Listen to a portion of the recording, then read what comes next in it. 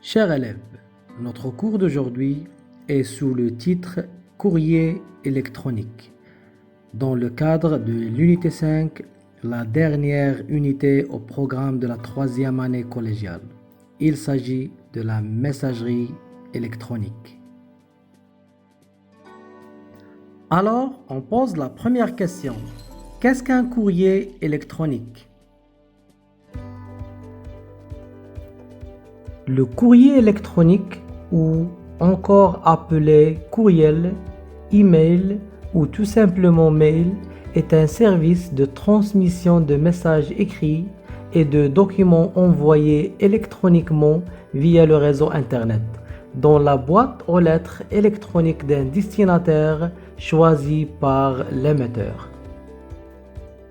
Pour émettre et recevoir des messages par courrier électronique, il faut disposer d'une adresse électronique et d'un client de messagerie ou d'un webmail permettant l'accès aux messages via un navigateur web. Donc, on pose une deuxième question. Qu'est-ce qu'une adresse de courrier électronique? Une adresse électronique, adresse email ou adresse courriel est une chaîne de caractères permettant de recevoir du courrier électronique dans une boîte aux lettres électronique.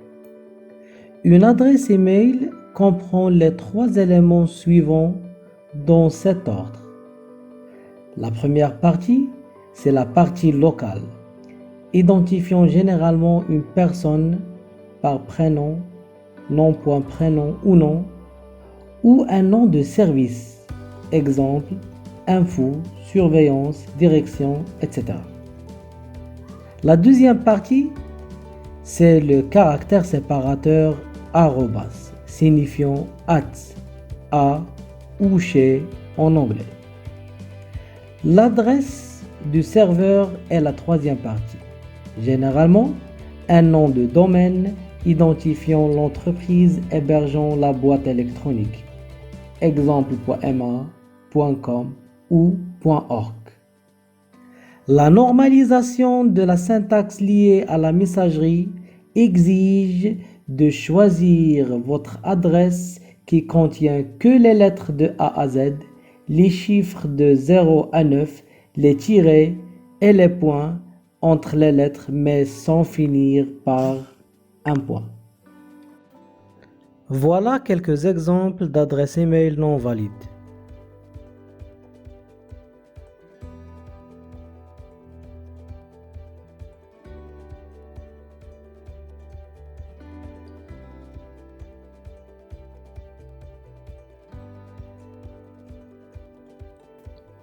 Le nom de domaine sert à identifier le serveur de messagerie, auquel doit être acheminé un message via le protocole SMTP. La transformation du nom de domaine en adresse IP se fait grâce au système de résolution de nom DNS. On parlera dans ce qui suit des protocoles de messagerie qui nous permettent de relever nos emails. Alors, quels sont ces protocoles? SMTP, POP3 et IMAP sont des protocoles de messagerie électronique. Le protocole SMTP permet le transfert des emails sur le réseau. Le protocole POP permet de récupérer les emails depuis un serveur distant et de les télécharger sur l'ordinateur local. Les emails sont soit supprimés du serveur et téléchargés sur l'ordinateur local, mais il est généralement possible de garder une copie des emails sur le serveur. Le protocole IMAP synchronise les messages. Il permet donc d'avoir accès à nos emails. L'espace de stockage disponible est celui défini par le serveur. Il est donc conseillé de temps en temps de supprimer les messages qui ne sont plus utiles. On passe aux exercices pratiques. TP numéro 1.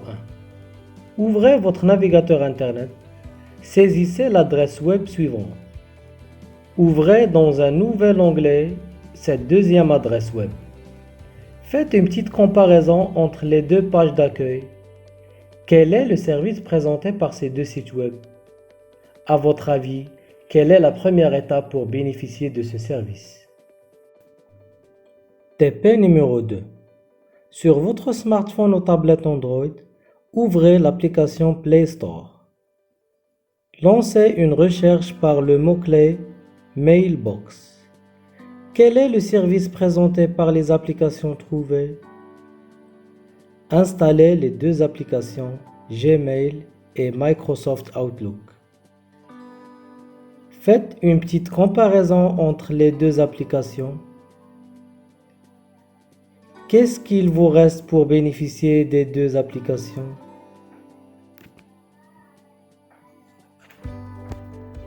Comment configurer ma messagerie? Pour répondre à cette question et aux plusieurs autres questions, je vous donne rendez-vous, chers élèves, avec une deuxième vidéo dans la série des cours de la 5e unité du programme de la 3e année collégiale. À la prochaine!